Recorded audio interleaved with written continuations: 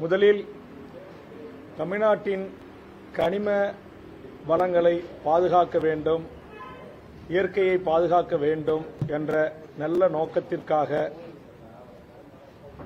தன்னுடைய சமூக பணியை செய்து வந்த உயர்திரு ஜாகுவார் அலி என்று சொல்லக்கூடிய சமூக செயல்பாட்டாளரை தொடர்ந்து கனிம கொள்ளையில் ஈடுபட்டு வருகின்ற கும்பலால் அநியாயமாக லாரி ஏற்றி படுகொலை செய்யப்பட்டிருக்கிறார். முதலில் அவரை பிரிந்து வாடும் அவருடைய குடும்பத்தாருக்கும், உறவுகளுக்கும், நண்பர்களுக்கும் எமது தமிழக வாழ்வுரிமை கட்சியின் சார்பாக ஆழ்ந்த இரங்கலை பதிவு செய்து, இதுபோன்ற சமூக செயல்பாட்டாளர்கள் எந்தவித எதிர்பார்ப்பும் இல்லாமல், லாப நோக்கம் இல்லாமல் தமிழ் சமூகத்திற்கு அரும்பாடுபட்டு வருகின்ற சான்றோர் பெருமக்கள் உயிர் இறக்க நேரிட்டால் அவர்களின் குடும்பத்திற்கு ஆறுதலாகவும், அவர்கள் குடும்பத்தினுடைய பிள்ளை செல்வங்கள் கல்வி உதவிக்காகவும் தொடர்ந்து தமிழக வாழ்வுரிமை கட்சி பல்வேறு சமூக சசிபெருமாளில் தொடங்கி பல்வேறு சமூக செயல்பாட்டாளர்களை ஆதரித்து உதவி செய்து வருகிறது. அந்த வகையில் அன்னார் அவருடைய குடும்பத்திற்கு இந்த நிகழ்வை முடித்துக்கொண்டு அவர் வீட்டுக்கு சென்று நேரடியாக ஆறுதல் கூறி எமது தமிழக வாழ்வுரிமை கட்சியின் சார்பாக ரூபாய் 1 லட்சம் ரூபாய் அக்குடும்பத்திற்கு நிதியுதவி செய்ய இருக்கிறோம். மேலும் அவரை படுகொலை செய்த அந்த படுபாதக செயலில் ஈடுபட்டவர்கள், அதற்கு உடந்தையாக இருந்தவர்கள் யாராக இருந்தாலும் அவர்கள் கைது செய்யப்பட்டு சட்டத்தின் முன் நிறுத்தப்பட்டு உரிய தண்டனையை பெற்றுத்தர நடவடிக்கை எடுக்க வேண்டும் என்று தமிழக வாழ்வுரிமை கட்சி கோருகிறது.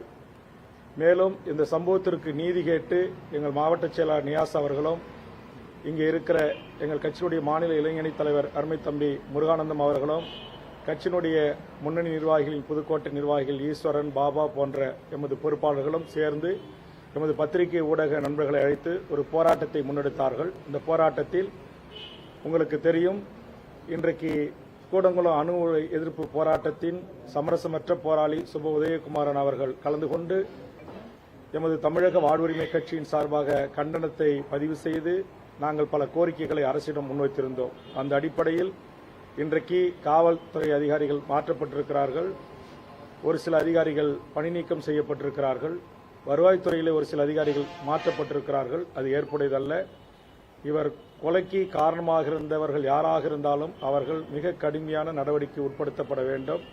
இந்த வழக்கை சிறப்பு வழக்காக கருதி சிறப்பு நீதிமன்றத்தில் அதிகபட்சம் 3 மாத காலத்திற்குள் இதற்கான சார்ஜ் ஷீட் பதிவு செய்யப்பட்டு இந்த கொலைக்கு காரணமான இருந்தவர்களுக்கு உச்சபட்ச தண்டனையை பெற்றுத்தர தமிழக அரசும் காவல்துறையும் உரிய நடவடிக்கை மேற்கொள்ள வேண்டும் என்று தமிழக வாழ்வுரிமை கட்சியின் சார்பாக கேட்டுக்கொள்கிறேன்.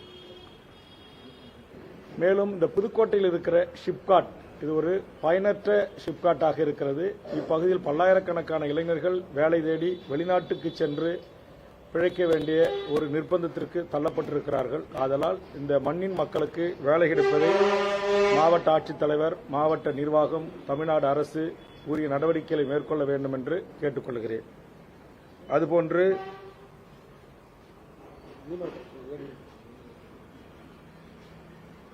கோட்டைப்பட்டினம் உள்ளிட்ட பல்வேறு பகுதிகளில் மீனவர்களுக்கான நியாயமான அவருடைய கோரிக்கைகள் பரிசீலிக்கப்படுவதில்லை. அங்கு இருக்கின்ற மீன்வளத்துறை அதிகாரிகளால், குறிப்பாக ஏடி போன்றவர்களால் மக்கள் மீனவர் மக்களின் நலனை பாதுகாக்க வேண்டிய அதிகாரிகளே மீனவர்களுக்கு தொல்லை கொடுக்கின்ற அதிகாரிகளாக மாறியிருப்பதாக மீனவர்களிடத்தும் மீனவர்களுடைய அமைப்புகளிடமிருந்து குற்றச்சாட்டு எழுகிறது.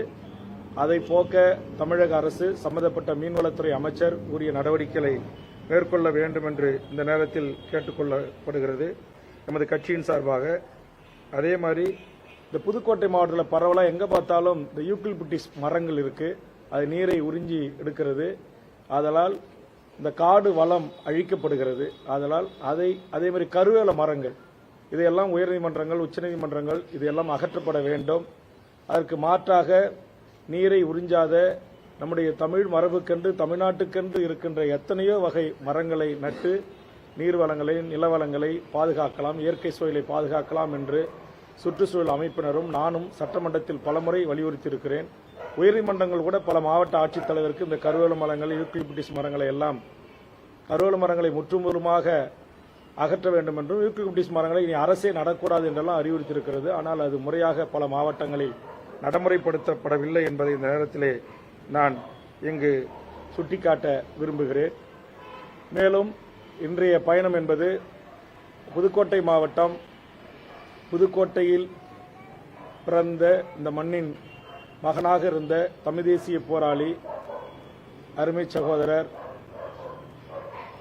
முத்துக்குமார் அவர்களுடைய 14ஆம் ஆண்டு நினைவேந்தல். அந்த நினைவேந்தல் கூட்டத்திற்கு வீரவணக்கம் செலுத்தி நினைவேந்தல் செலுத்துகிற அந்த நிகழ்வுக்கு நான் வருகின்றிருக்கிறேன்.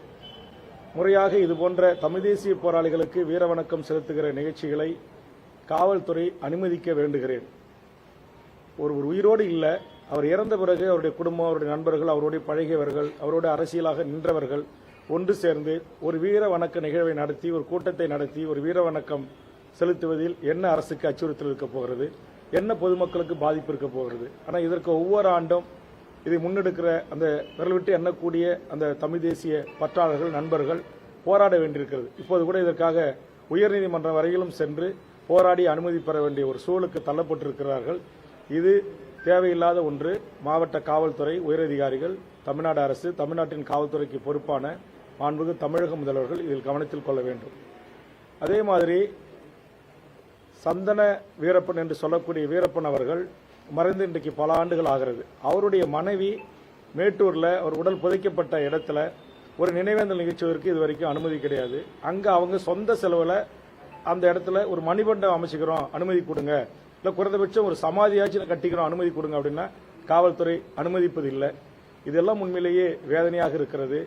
தமிழர்களுடைய ஒரு இறுதி நிகழ்வு, அந்த நிகழ்வுகள், அந்த இறுதி மரியாதை செலுத்துகிற ஒரு இடம், அந்த நினைவு தூண்கள், அதை கூட அமைத்துக் கொள்வதற்கு உறவுகள் ஆண்டு ஒன்றுக்கு அந்த நினைவு நாளில், பிறந்த நாளில் சென்று அவர் கணவனை நினைத்து வழிபடுவதற்கோ வணங்குவதற்கோ அல்லது பழைய நினைவுகளை கூர்ந்து ஒரு 5 நிமிடம் மௌன அஞ்சலி செலுத்துவதற்கோ கூட இங்கே வழி இல்லை. ஆனால் இந்த நாட்டில் எத்தனையோ வேற்று மாநிலத்தைச் சேர்ந்தவர்களுக்கு நினைவு மண்டபங்கள், திருவுருவச் சிலைகள், மணிமண்டபங்கள், அவருடைய தெருக்களின் பெயர்களுக்கு சாலை வைப்பது, பெயர் சூட்டுவது, இது எல்லாம் நடந்தேறி வருகிறது. ஆக தமிழர்கள் இந்த மொழியை, இந்த இனத்தை, இந்த நாட்டை நேசித்தார்கள் என்பதை தவிர அவர்கள் என்ன குற்றம் செய்தார்கள்?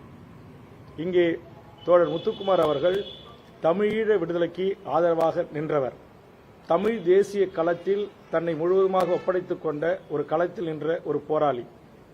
ஆனால் அவருக்கு இன்றைக்கு அது அரசு துணையோடோ, அரசியல்வாதிகள் துணையோடோ, சதிகாரர்கள் துணையோடோ, படுபாவிகள் துணையோடு அவர் வெட்டி வீழ்த்தப்பட்டு படுகொலைக்கு உள்ளாகியிருக்கிறார்.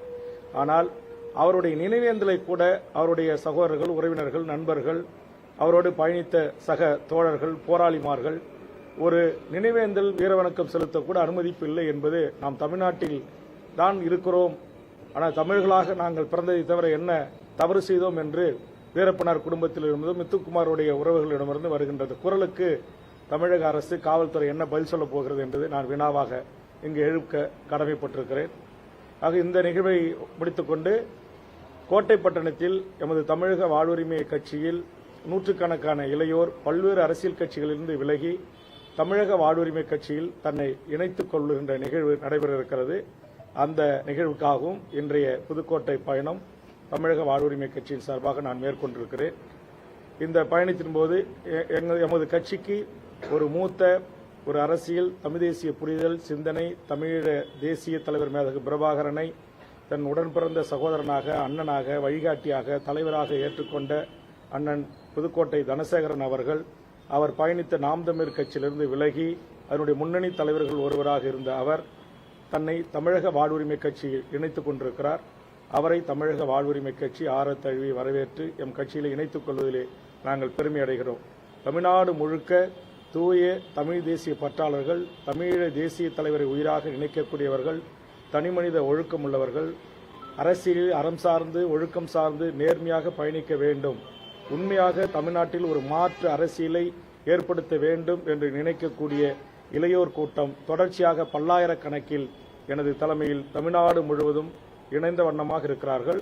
இன்று புதுக்கோட்டையில் இணைப்பு விழா நடைபெறுகிறது. நாளை திருச்சியில் திருச்சி மண்டல நாம் தமிழர் ஒருங்கிணைப்பாளராக இருந்த வழக்கறிஞர் திருச்சி பிரபு அவர்கள் தலைமையில் ஆயிரக்கணக்கானோர் தமிழக வாழ்வுரிமை கட்சியில் இணைய இருக்கிறார்கள்.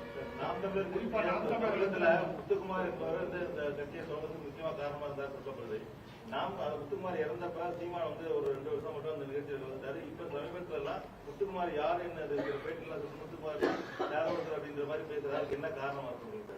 நீங்க அதை அவர்கிட்ட தான் கேட்கணும். அவர்கிட்ட கேட்டு பதிலே சொல்லலையே. அவர்கிட்ட கேட்டு பதில் சொல்லாததுக்கு என்கிட்ட கேட்டா நான் என்ன பதில் சொல்ல முடியும்? என்னை பற்றி அவருடைய பார்வையை நான் சொல்லிட்டேன். அவர் தமிழ் ஈழ விடுதலை போராட்டத்தில் பங்காற்றியவர்.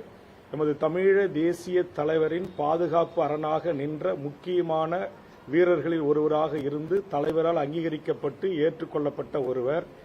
எமது சந்தனக்காட்டு எல்லை காத்த வீரப்பனோடு சிறிது காலம் காட்டில் அவரோடு பயணித்தவர். ஒரு சாதி மதமாக பிரிந்து கிடக்கிற தமிழ் சமூகத்தில் இங்கு பல்வேறு சாதி மதமாக பிரிந்த தமிழர்களை ஒருங்கிணைத்து ஒரு குடையின் கீழ் ஒரு தமிழ் தேசிய அரசியலை கட்டி எழுப்புவதற்காக தன்னுயிரை தந்திட்ட ஒரு மாவீரனாக நான் முத்துக்குமார் அவர்களை பார்க்கிறேன். அந்த அடிப்படையில் தான் தொடர்ந்து என்னுடைய முக்கியமான தமிழ் தேசிய கூட்டங்களில் அவரை நினைவு கூர்ந்து பேசியிருக்கிறேன். இந்த முறை அவரோடு பணி செய்து அவரோடு தோளோடு தோள் நின்று தமிழ் தேசிய மீட்சி படையிலும் தமிழீழ விடுதலை போராட்ட களத்திலும் நின்ற தமிழ்நாட்டின் ஆகச்சிறந்த தலைமைகள் என்னிடத்தில் இந்த ஆண்டு நீங்கள் வர வேண்டும் என்று அழைப்பு விடுத்தார்கள்.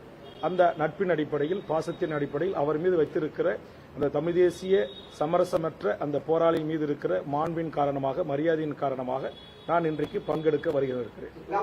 செய்யப்பட்டதுக்கு அப்புறம் நீதிமன்றத்தில் கொலையாளிகளை விடுவிச்சுட்டாங்க. அதுக்கு யாருமே எதிர்ப்பு தெரிவிக்கல. நீதிமன்றம் வந்து உண்மையான குற்றவாளிகளை கண்டுபிடிக்கணும்னு சொல்லவே இல்லையே. அதுதான் இதுக்கு முன்னாடியே நான் சொன்ன சதிகாரர்கள் சண்டாளர்கள் அரசியல் ரீதியாக பழிதீர்க்க வேண்டும் என்று நினைத்த கும்பல் அவரை கொலை செய்திருக்கிறது. உண்மை ஒரு நாள் நிச்சயம் வெளிவரும். தமிழகத்தில் வந்து நீங்களும் சீமானும் தமிழ் தேசிய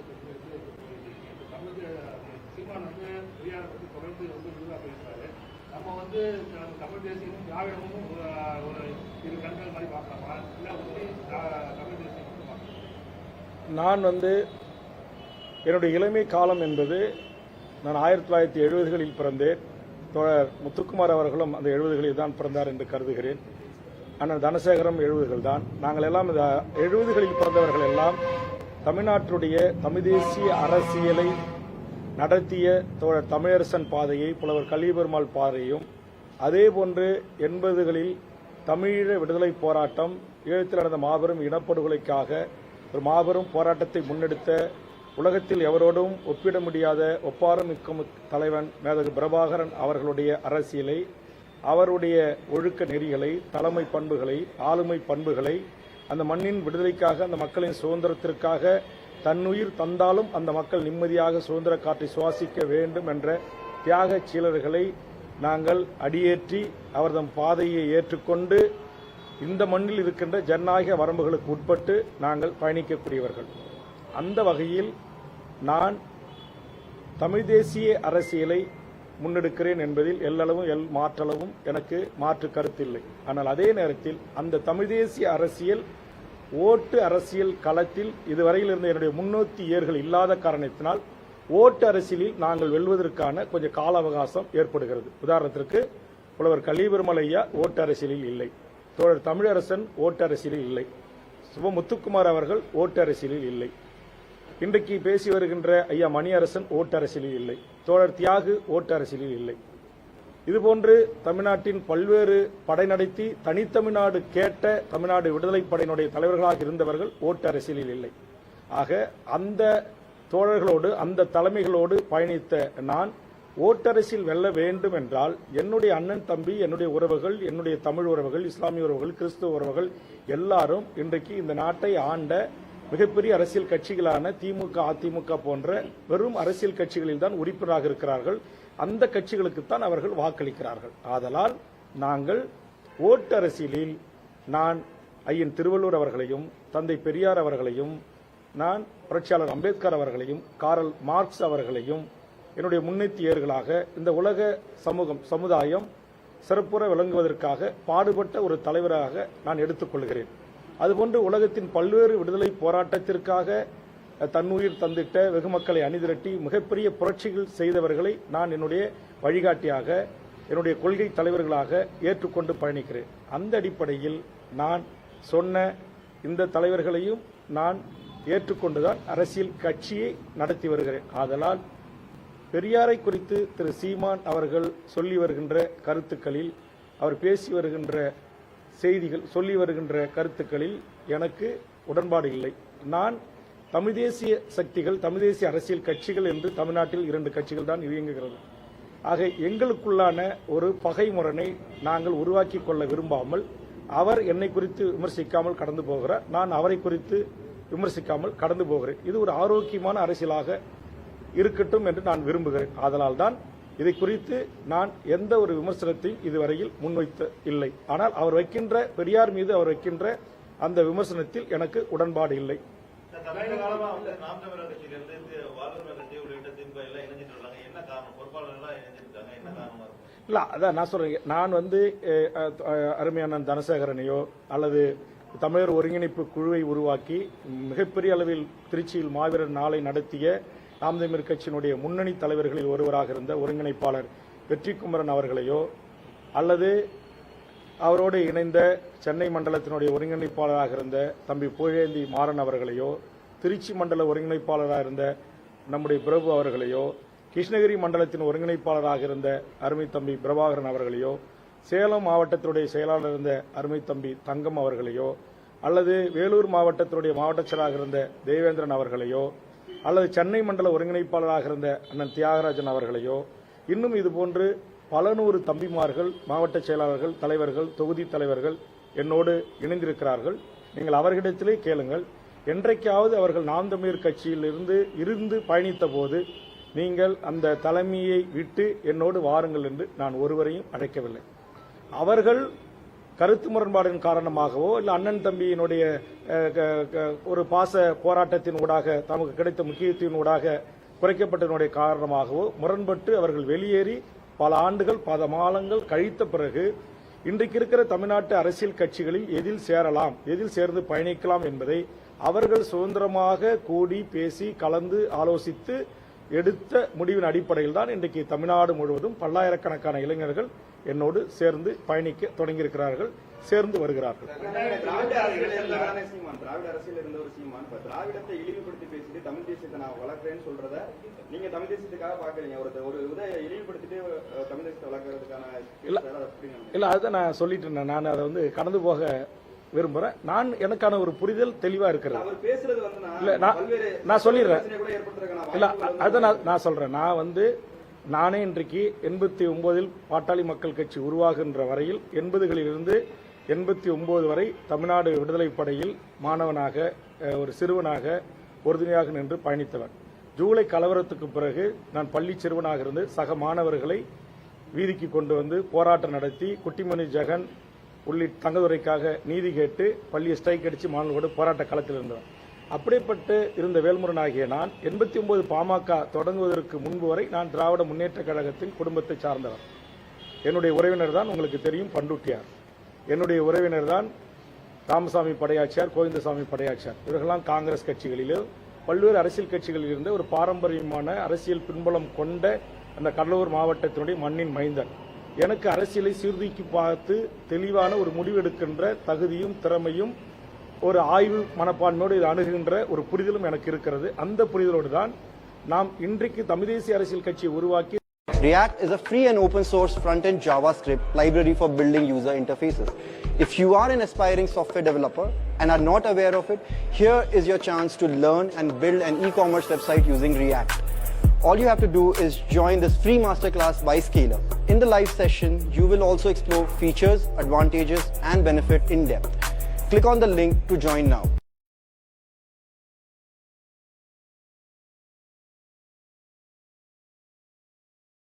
Only 29 rupees, 6 days Vedic Maths Summer Camp. Don't calculate in a slow way. Enroll course and master top speed method. You can solve the questions in seconds. Attention dear parents, if your child is studying in class 1 to 10, join course now. Only 29 rupees today. Includes 50 plus maths top tricks, 50 plus science core concepts. Come and learn with teachers from IIT NIT. Super discount is ending. நான் எதிர்காலத்தில் வழிநடத்துவேன். இப்பொழுது நான் திமுக தலைமையிலான இந்த கூட்டணியில் இடம்பெற்று அவர்கள் அளித்த உதயசூரியன் என்கிற ஒரு சின்னத்தில் நின்று வெற்றி பெற்றிருக்கிறேன். இந்த விவாதம் கூட தமிழக சட்டமன்றத்தில் முதலமைச்சர் அவர்களால் வேல்முருகன் நீங்கள் உதயசூரியன் சின்னத்தில் நின்று வெற்றி பெற்றிருக்கிறீர்கள் என்று குறிப்பிட்டு பேசிய போது நான் அப்படியே உடனே எழுந்து முதலமைச்சர் அவர்களுக்கு என்னுடைய தாழ்மையான ஒரு வேண்டுகோளாக ஒரு கருத்தை முன்வைத்தேன். இந்த உதயசூரியன் சின்னம் என்பது எங்கள் கடலூர் சூரப்ப நாயக்கடியைச் சேர்ந்த மாண்புமிகு முன்னாள் அமைச்சர் கோவிந்தசாமி படையாச்சியார் அவர்கள் 1957 எங்கள் முன்னோர்கள் கொடுத்த சின்னம்தான். மாண்புமிகு தமிழக முதல்வர் அவர்களே, உங்களுக்கு இந்த சின்னம் பேரறிஞர் அண்ணாவும் கலைஞரும் சென்று எங்கள் குடும்பத்தினரிடம் தான் வந்து கேட்டு இந்த சின்னத்தை பெற்றார்கள். அந்த சின்னத்தில் நின்று வெற்றி பெற்று இந்த சட்டமன்றத்தில் குரலற்ற மக்களின் குரலாக சமூக நீதிக்காக ஒலிப்பதில் நான் பெருமையோடு பதிவு செய்கிறேன் என்று என் பதிவு செய்திருக்கிறேன். ஆக எனக்கென்று சில அரசியல் பின்புலங்கள் இருக்கிறது. என்னுடைய முன்னெத்தியர்கள் இந்த நாட்டுக்கு தனி மெஜாரிட்டி ராஜாஜியை முதலமைச்சர் ஆக்குவதில் என்னுடைய முன்னோர்கள் உருவாக்கிய கட்சி பங்களித்து ராஜாஜியை முதலமைச்சர் ஆக்கியது. அவர் குலக்கல்வி திட்டத்தை கொண்டு வந்தார் என்பதற்காக திரும்பவும் அவரை ஆட்சிக்கட்டிலிருந்து இறக்கி பச்சை தமிழர் காமராஜ் என்ற ஒருவரை முதலமைச்சர் ஆக்கியதில் பெருந்தலைவர் ராமசாமி படையாச்சியாரும் என்னுடைய தாத்தா கோவிந்தசாமி கச்சராயரும் தலைவராக இருந்த உழவர் உழைப்பாளர் கட்சியும் மாணிக்கவேல் நாயக்கர் தலைமையிலான காமன்வெல்த் பார்ட்டியும் ஆதரவு தந்துதான் பச்சை தமிழர் காமராஜரை இந்த நாட்டுக்கு முதலமைச்சர் அரியாசனத்தில் அமர வைத்தது என்பது வரலாறு தெரிந்தவர்களுக்கு தெரியும். ஆக இந்த வரலாற்று பின்புலத்தோடு அரசியல் புரிதலோடு அரசியல் செய்கிற வேல்முருகன் அவர்கள் தெளிவான அரசியலை செய்து வருகிறேன். அது காலம் எமக்கு உரிய நேரத்தில் கையளிக்கும். அப்போது இன்றைக்கு புரிதல் இல்லாமல் என்னை விமர்சனம் செய்கின்ற, புரிதல் இல்லாமல் என் மீது சேற்றை வாரி பூசுகின்றவர்களுக்கு பதிலாக என்னுடைய செயல்பாடுகள் அமையும். திமுக ஆட்சி 4 வருஷம் ஆச்சு. திமுக ஆட்சியோட மதிப்பீடு என்ன? குறிப்பா ஜாதிவாரி கணக்கு. நான் மருத்துவர் ராமதாஸ் ஐயா மாரி மிகப்பெரிய 85 வயதை கடந்த முதுபெரும் தலைவர் அல்ல. என்னை விட மூத்த தலைவராக இருக்கிற மாண்புமிகு தமிழக முதலமைச்சருக்கு மதிப்பீடு போகின்ற அளவுக்கு வயதில் மூத்தவர். சாதிவாரி கணக்கெடுப்பு தொடர்ந்து எடுக்க வேண்டும். தமிழ்நாட்டில் அனைத்து சமூகங்களுக்கும் அவரவர்களின் எண்ணிக்கைக்கு ஏற்றவாறு கல்வி வேலைவாய்ப்பு உரிமை வழங்கப்பட வேண்டும் என்பதில் நான் உறுதியாக இருக்கிறேன். இதற்காக தொடர்ந்து தமிழ்நாட்டின் சட்டமன்றத்தின் ஒரு குரல் ஓங்கி ஒலிக்கிறது என்றால் அது என்னுடைய குரல். என்னுடைய குரலுக்கு மாண்புமிகு தமிழக முதலமைச்சர் அவர்கள் பல கட்டங்களில் பதிலளித்திருக்கிறார். அதை நான் மறுத்து அதில் மாறுபட்டு என் எதிர்ப்பை பதிவு செய்திருக்கிறேன். தமிழக முதலமைச்சர் சாதிவாரி கணக்கெடுப்பு ஒன்றிய அரசுதான் எடுப்பதற்கு அதிகாரம் பெற்றவை என்று அறிவித்திருக்கிறார். அதில் நான் மாறுபடுகிறேன். அதை நான் எதிர்க்கிறேன். தற்போது உங்களுக்கு தெரியும், காங்கிரஸ் அரசு ஆட்சிக்கு வந்தால் இந்திய முழுக்க சாதிவாரி கணக்கெடுப்பை நடத்துவோம் என்று அறிவித்தார்கள்.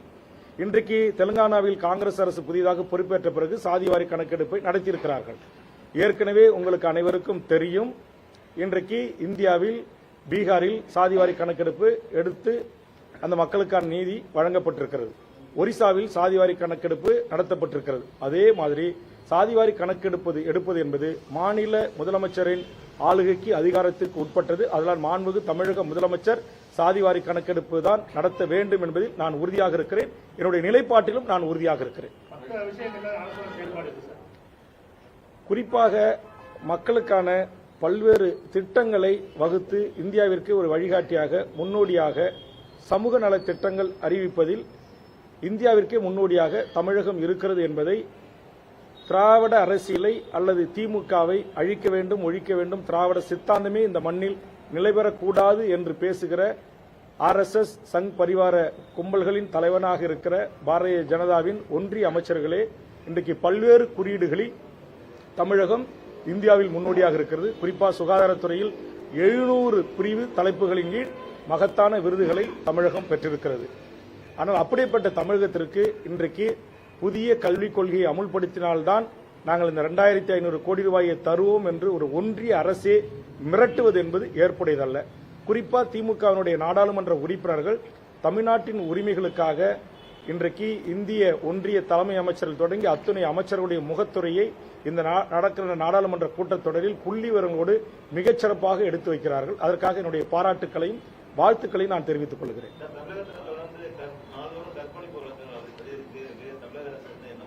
இதற்காக தமிழக வாழ்வுரிமை கட்சி ஏற்கனவே தமிழ்நாட்டுக்கு உங்களுக்கு தெரியும், பத்திரிகை நண்பர்கள் கவனிச்சிருப்பீங்கன்னு நினைக்கிறேன். இந்த பாலியல் வன்கொடுமை, கற்பழிப்பு இது போன்ற சம்பவங்களுக்கு எல்லாம் தாய்மடியாக இருப்பது போதை, அரசு டாஸ்மார்க் மதுபான ஆலைகள், எங்கு பார்த்தாலும் கஞ்சா, அபின், போதைப் பொருட்கள். இன்னைக்கு பார்த்தா பேப்பரை திறந்தா 3 கொலை 2 கொலை இப்படி வருது. இதற்கெல்லாம் அடிப்படை காரணம் இந்த போதை வாஸ்துகள். அது முற்றுமுதலுமாக ஒழிக்கப்பட வேண்டும். அதற்கு அடிமையாகி பெண் பிள்ளைகளை 3 வயசுன்னு பார்க்காம 80 வயசுன்னு பார்க்காம இன்றைக்கு பாலியல் வல்லுறவுக்கு உள்ளாக்கப்படுகின்ற அந்த காம மிருகங்களை மனித உருவில் வாழ்கின்ற அந்த காட்டு மிராண்டிகளுக்கு தமிழக வாழ்வுரிமை கட்சி மரண தண்டனைக்கு எதிரான கொள்கை சித்தாந்தம் உள்ள கட்சியாக இருந்தாலும் இதுபோன்ற குற்றங்கள் தொடர்ந்து நாளொரு மேனியும் பொழுதொரு வண்ணமும் வருகிறது. குறிப்பா அண்ணா பல்கலைக்கழகத்தில் நடந்தேறிய அதற்கு பிறகு தமிழ்நாட்டில் முதலில் இந்த குற்றங்களில் ஈடுபடுகின்ற தொடர் குற்றங்களில் ஈடுபடுகின்றவர்களுக்கு தூக்கு தண்டனை அளிக்க வேண்டும் என்ற ஒரு கவன ஈர்ப்பையும் சட்ட திருத்தத்தையும் தந்தவன் தமிழக சட்டமன்றத்தில் நான் தான். இதை தமிழ்நாடு காவல்துறையும் சட்டப்பிரிவும் உள்துறையும் இதற்குரிய நடவடிக்கை எடுக்க வேண்டும் என்று இந்த நாட்டுடைய காவல்துறை சட்ட ஒழுங்கு டிஜிபி அவர்களை சந்தித்துவிட்டு உங்களை போன்ற அனைத்து பத்திரிகையாளர்களையும் அழைத்து முதலில் இந்த அரசுக்கு இதற்கான ஆலோசனை வழங்கியவன் நான் தான். என்னுடைய ஆலோசனையையும் ஏற்றுக்கொண்டு மாண்புமிகு முதலமைச்சர் அவர்களும் இதை குறித்து அதிகாரிகளோடு பேசிதான் ஒரு முறை பாலியல் குற்றத்தில் ஈடுபட்டவன் மறுமுறை பாலியல் குற்றத்தில் ஈடுபட்டால் அவனுக்கு தூக்கு தண்டனை என்கிற ஒரு மிக வரலாற்று சிறப்புமிக்க ஒரு தீர்ப்பை இன்றைக்கு தமிழக சட்டமன்றம் கடந்த கூட்டத்தொடரில் நிறைவேற்றியிருக்கிறது. அதற்கு பிள்ளையார் சொல்லி போட்டவர், அதற்கான சட்ட திருத்தங்களை சட்டமன்றத்தில் அளித்தவர் வேல்முருகன். திமுக தேர்தல் 2026 தேர்தலில் வேல்முருகன் வந்து தனித்து போட்டியிட்டாலும் திமுக கூட்டணியில் நாட்டில் போட்டி இடம்பெற்றாலும் சென்ற முறை இது பண்ண மாதிரி திமுக சின்னத்திலேயோ இல்லை அதிமுக சின்னத்திலேயோ தனித்து போட்டியிடுறாங்க. அது இப்போ வந்து நான் பல்வேறு இன்னும் உங்களுக்கு சில மகிழ்ச்சியான செய்திகள்லாம் இருக்கு. இன்னும் தமிழ்நாட்டுடைய லஞ்சம், ஊழல், முறைகேடு இவற்றையெல்லாம் எதிர்த்து போராடுகின்ற போர்க்குணம் கொண்ட அமைப்புகள், கட்சிகள், இயக்கங்கள் அவர்களெல்லாம் நாம் அங்கொன்று இங்கொன்றுமாக சிறிய கட்சிகள் நடத்தினால் தமிழ்நாட்டில் ஒரு மாற்று அரசியலை முன்வைக்க முடியாது. லஞ்சம், லாவண்யம் போன்றதை ஒழிக்க முடியாது. அதனால ஒரு மாற்று அரசியல் உருவாக வேண்டும் என்றால் வேல்முருகன் தமிழில் உருவாக வேண்டும் என்ற நல்லெண்ணத்தின் அடிப்படையில் பேசி வருகிறார்கள். ஆகச்சிறந்த அந்த தலைமைகளோடு கலந்து பேசியும் எம் கட்சியினுடைய மாநில செயற்குழு, உயர்நிலைக்குழு, பொதுக்குழு இவற்றையெல்லாம் கூடி எதிர்வரும் காலத்தில் ஒரு நல்ல முடிவை நாங்கள் எடுத்து அறிவிக்க இருக்கிறோம்.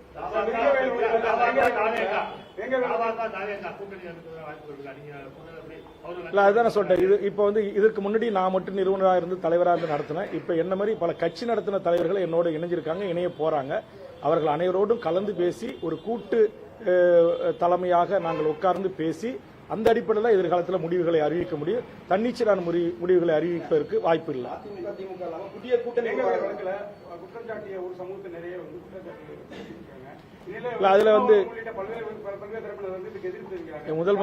முதலில் உங்களுக்கு தெரியும், இந்த சம்பவத்தை கண்டித்து அந்த மனித மிருகங்களாக மாறி அந்த குழந்தைகள், மனிதர்கள் குடிக்கின்ற அந்த தண்ணீரில் மனித மலங்களை கலந்த அந்த இழிப்பிறவுகளை கண்டித்தது தமிழக வாழ்வுரிமை கட்சி.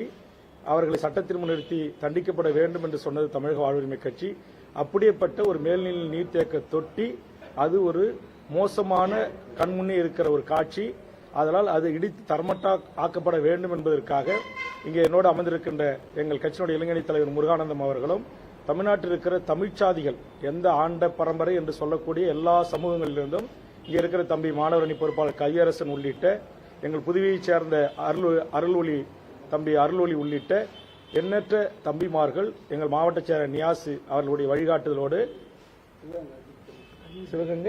சிவகங்கை அஜித், ஈஸ்வரன் போன்றவர்களுடைய அந்த ஒரு கலந்து பேசி ஒரு போராட்ட வடிவம்தான் சம்மட்டியை கொண்டு அந்த தொட்டியை இடித்து தரமட்டமாக்க வேண்டும் என்பது. அதைத்தான் உங்களுக்கு தெரியும், கூட்டத்தொடர் நடந்த உடனே முதல் ஆளாக வேங்கவயலுக்கு கவன ஈர்ப்பு தீர்மானம் கொண்டு வந்து அது அகற்றப்பட வேண்டும் என்பதில் தொடங்கி அதற்குரிய நீதி விசாரணை, அவர்கள் சட்டத்தின் முன்னர் தண்டிக்கப்பட வேண்டும் என்பதிலிருந்து தொடர்ச்சியாக வேங்கவயல் பிரச்சனையில் தமிழக வாழ்வுரிமை கட்சி பொறுப்புணர்வோடு ரொம்ப நிதானமாக இந்த பிரச்சனையை நாங்கள் அணுகி வருகிறோம்.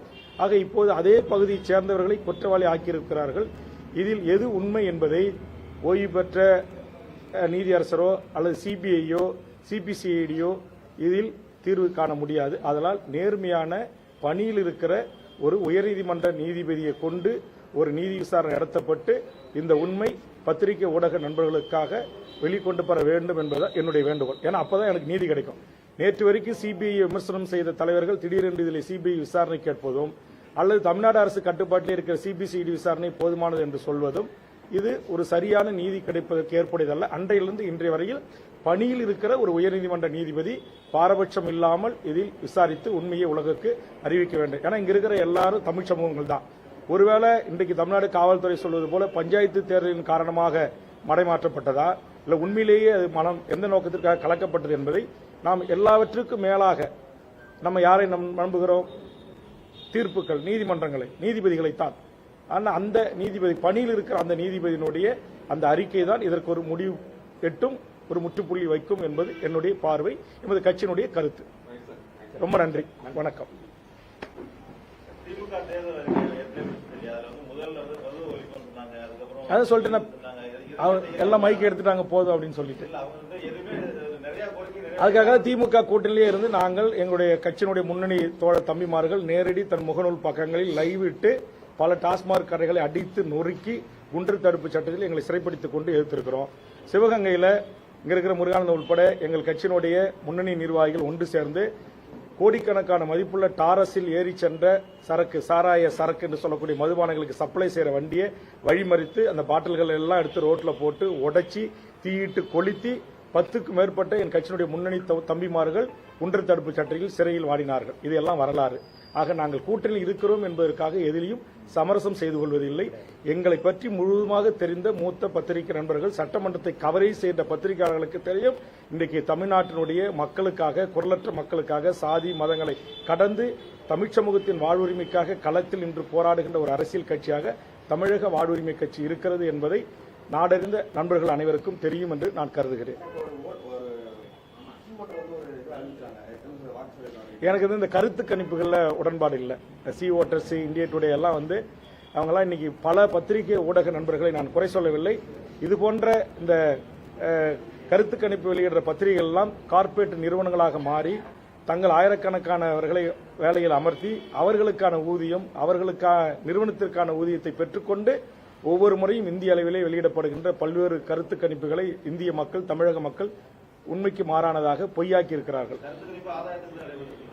இல்ல தனிப்பட்ட பெரு நிறுவனத்தினுடைய லாப நோக்குக்காகவும் இது நடைபெறுகிறது என்பது என்னுடைய பார்வை.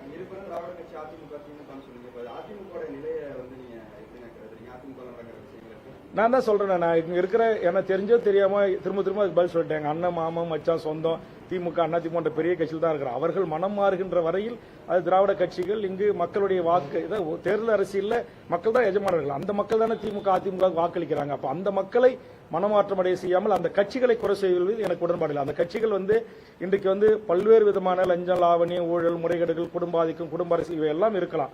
ஆனா அப்படி எல்லாம் இருக்கிறது என்பதை தெரிந்து வாக்களித்தவர்களை மீண்டும் மீண்டும் ஆட்சியில் அமர்த்துவது யார்? நம்ம அண்ணன் தம்பி தானே, நம்ம பங்கு பங்காளி தானே, நீங்க நம்ம எல்லாரும் தானே. அப்ப இந்த மக்களிடம் மனமாற்றம் ஏற்படுத்த வேண்டும். அந்த மனமாற்றத்தை ஏற்படுத்துகிற முயற்சியில் தான் தமிழக வாழ்வுரிமை கட்சி ஒரு மாற்றரசியல் நோக்கி பயணித்துக் கொண்டிருக்கிறது. அதுவரையில் நாங்கள் நான் சொன்ன மாதிரி இதுவரை இப்போது வரையிலும் நான் இருக்கிற அந்த திமுக கூட்டணியில் நான் தொடர்றேன். இப்ப பல்வேறு அரசியல் கட்சிகள், அமைப்புகள், இயக்கங்கள் என்னோட சேர்றாங்க. அப்ப அவர்களோடு கலந்து பேசி அதற்கு பிறகுதான் ஒரு கூட்டு தலைமை கருத்துக்களை அறிந்து அதற்கு பிறகு பெரும்பான்மை பொதுக்குழு உறுப்பினர்களுடைய எண்ணங்களை அறிந்து அதற்கு பிறகுதான் நான் மற்ற விமர்சனங்களை முன்வைக்க முடியும். இது நாள் வரையில் நீங்க என்ன கேட்டீங்க, நான் ஒரு தனிப்பட்ட ஆளு, என்னுடைய கட்சி, அதுக்கு நான் மட்டும் தலைவர், நான் தான் நிறுவனர், அதுக்கு எனக்கு பொதுக்குழு, செயற்குழு முழு அதிகாரம் கொடுத்திருக்கு நான் சொல்லிட்டு வந்தேன். இப்ப அப்படி இல்லை. தேசிய ஜனநாயக கூட்டணியை 2026 அமைச்சர் தீர்வுன்னு சொல்லி பாஜக மாநில அண்ணாமலை சொல்லிட்டு இருக்காரு. திராவிட கட்சிகளுக்கு வேலை இனிமே நாங்க தான் அப்படின்னு சொல்லிட்டு இருக்காரு.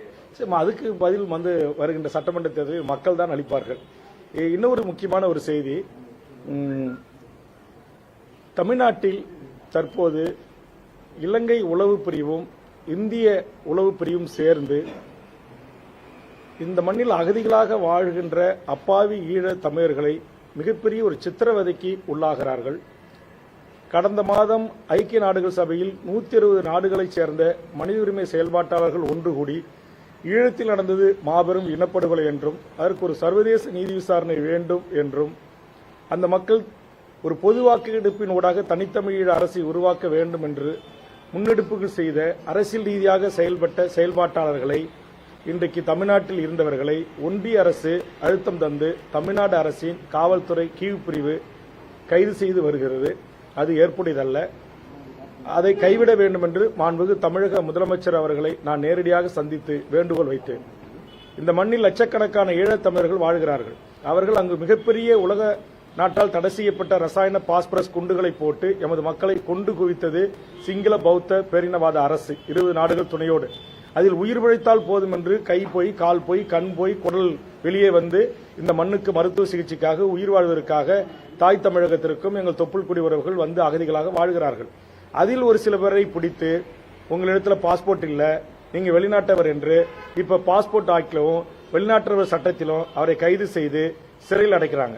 அப்படியே சிறையில் அடைத்தவர்களை இங்க இருக்கிற ஐயா நெடுமாறன், அண்ணன் கொளத்தூர் மணி, கோவை ராமகிருஷ்ணன், வேல்முருகன் ஆகிய நான், ஈழத்தமிழர் இந்திய இலங்கை நட்புறவு கழகத்தினுடைய தலைவராக இருக்கிற ஐயா காசி ஆனந்த் போன்றவர்கள், நாங்கள் ஈழத்தமிழரை ஆதரிக்கிற நல்ல உள்ளங்கள் எல்லாம் ஒன்று சேர்ந்து நாங்கள் மூத்த வழக்கறிஞர்களை வைத்து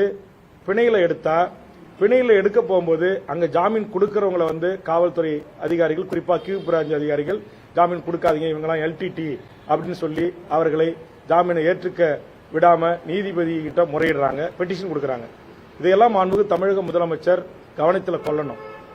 ஒரு 1.5 லட்சம் மக்களை பலி கொடுத்து 50,000 போராளிகளை பலி கொடுத்து அகதியா வந்து இந்த மண்ணில் வாழ்ற அந்த மக்களை சொந்த தாய் தமிழர் தேசம் அரவணைத்துக் கொள்ளவில்லை என்றால் வேற யாரு அரவணைத்துக் கொள்வாங்க? இதை எப்படி கியூ பிராஞ்சிகளுக்கு இந்த அதிகாரம் யார் கொடுத்தது? நேற்றைய முன்தினம் காஞ்சிபுரம் நீதிமன்றத்தில் அப்படி பிணையில் எடுக்கப்பட்ட 2 ஈழத்தமிழர்களுக்காக ஜாமீன்தார் நிறுத்தப்பட்டவர்களை மிரட்டியிருக்கிறார்கள். நீதிபதியிடமே ஒரு மனுவை தந்து நீதிபதி இந்த ஜாமீனை நான் ஏற்றுக்கொள்ள முடியாது, கியூ பிரிவு அதிகாரிகள் எதிர்க்கிறார்கள் என்று டிஸ்மிஸ் செய்திருக்கிறார்கள்.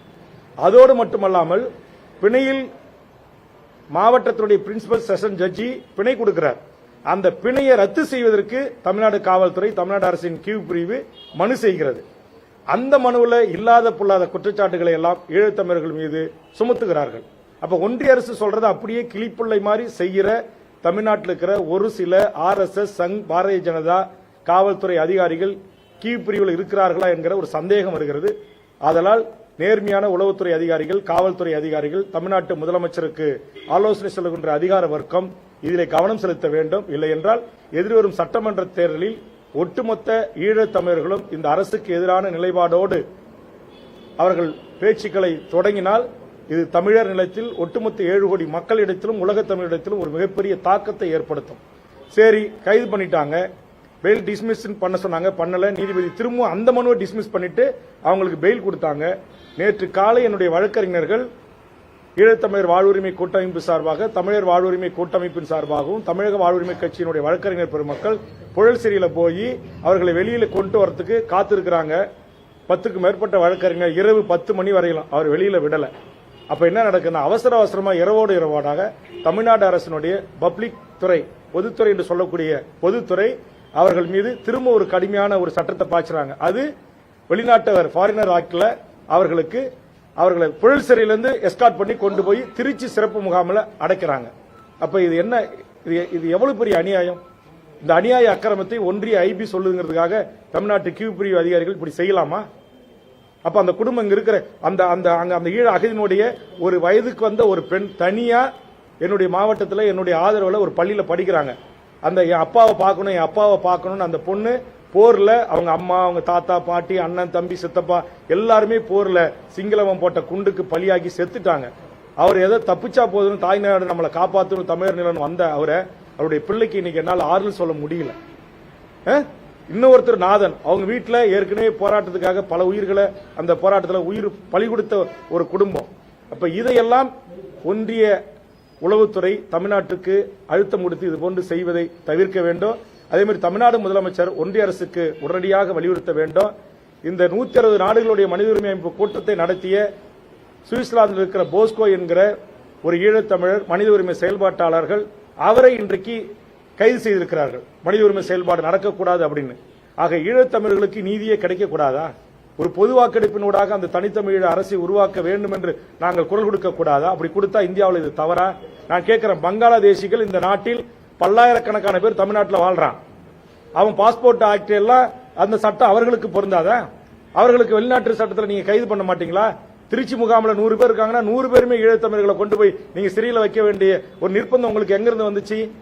கடந்த கால அதிமுக ஆட்சியில் இது போன்று செய்த போது நான் மாண்புமிகு மறைந்த முதலமைச்சர் அம்மையார் அவர்களை சென்று சந்தித்த. அவங்க அகதியா வந்திருக்காங்க, லட்சக்கணக்கான பேர் இருக்காங்க, இவங்க யாருக்கிட்டையும் பாஸ்போர்ட் இல்லை, எல்லாம் படகுல வந்தவங்க தான். நீங்க அவங்களை அகதியா தான் ட்ரீட் பண்ணணும். அவங்கள போய் நீங்க இப்ப பாஸ்போர்ட் ஆக்ட்ல கைது பண்ணி சிறையில் போடக்கூடாது. அவங்கள இல்லைன்னா கட்டாயப்படுத்தி இலங்கைக்கு அனுப்பக்கூடாது, சிறப்பு முகாமில் இருக்கிற விடுதலை செய்யணும்னு நான் வேண்டுகோள் வச்ச போது அந்த அம்மையார் அவர்கள் கனிவோடு அதை பரிசீலித்து நான் சொன்ன அத்தனை முன்னாள் போராளிகள், இன்னும் சொன்ன போன தளபதிமார்கள், விடுதலை புலிகளுடைய போராட்டத்தை வழிநடத்தியவர்கள் அனைவரும் விடுதலை செய்யப்பட்டு அவர்கள் விரும்புகிற நாடுகளுக்கு அனுப்பி வைக்கப்பட்டிருக்கிறார்கள். அதிமுக கடைபிடித்த இந்த முறைமையை ஏன் தமிழ்நாடு முதலமைச்சர் அவர்கள் கடைபிடிக்க மறுக்கிறார்? ஏன் தமிழ்நாடு கீழ்பிரிவு அதிகாரிகள் இந்த முறைமையை கடைபிடிக்க மறுக்கிறார்கள்? முதலமைச்சர் என்னை வைத்துக் கொண்டு அன்றைய சீஃப் செக்ரட்டரியோ அன்றைய டிஜிபியும் உளவுத்துறை தலைவரை அழைத்து வேல்முருகன் சொல்வதே நியாயம் இருக்கிறது.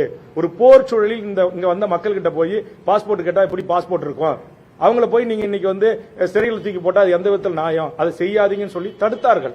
அப்படியும் ஒரு சில காவல்துறைகள் செய்தவர்களை நான் பட்டியல் கொண்டு போய் கொடுத்த போது அவர்களை அனைவரும் விடுதலை செய்து அவர்கள் இன்றைக்கு உலகத்தின் பல்வேறு நாடுகளில் இன்றைக்கு உயிரோடு குடும்பத்தோடு நிம்மதியாக அந்த நாட்டின் குடியுரிமை பெற்று வாழ்கிறார்கள். அதுபோன்ற ஒரு நிலைமை தமிழ்நாடு முதலமைச்சர் எடுக்க வேண்டும். ஒரு சில RSS காவல்துறை அதிகாரிகள் உங்களுக்கு தவறான தகவலை தந்து உலக தமிழர்களிடமும் ஈழத் தமிழர்களிடம் அவப்பெயரை ஏற்படுத்துகிறார்கள். மேலும் தமிழகத்தில் 4 ஆண்டு காலமாக தங்களிடம் நான் முறையிட்டு வருகிறேன். ஈழத்தில் நடந்த மாபெரும் இனப்படுகொலை என்றும் அதற்கு ஒரு சர்வதேச நீதி விசாரணை வேண்டும் என்கிற ஒரு தீர்மானத்தை தமிழக சட்டமன்றத்தில் திமுக அரசு இயற்ற வேண்டும். அதேமாதிரி ஒரு பொது வாக்கெடுப்பு நடத்த வேண்டும் என்கிற ஒரு தீர்மானத்தை நிறைவேற்றி இந்த 2 கருத்தடங்கிய தீர்மானத்தை நிறைவேற்றி ஒன்றிய அரசு கூறி அழுத்தம் கொடுக்க வேண்டும் என்று நான் வலியுறுத்தி வருகிறேன். அதுவும் ஏற்றுக்கொள்ளப்படவில்லை. தவறான வழிகாட்டுதலோடு அதுவும் தள்ளி போவதாக நான் குற்றம் சாட்டுகிறேன். ஆதலால் மாண்புமிகு தமிழக முதலமைச்சர், நீங்க நிறைய திட்டங்கள் கொடுக்குறீங்க, சமூக நல திட்டங்கள்லாம் செய்யறீங்க. ஆனா தமிழர் வாழ்வுரிமை சிக்கல்களில் தமிழ் தேசிய அமைப்புகள் தமிழர் தலைவர்கள் சொல்லுகின்ற ஐயா நெடுமாறன் வைக்கிற கோரிக்கையை, காசி ஆனந்தன் ஐயா வைக்கிற கோரிக்கையை, அண்ணன் கொளத்தூர்மணி, கோவை ராமகிருஷ்ணன், வேல்முருகன் போன்ற எமது கோரிக்கைகளையும் தமிழக முதல்வர் கனிவோடு பரிசீலனை செய்ய வேண்டும்.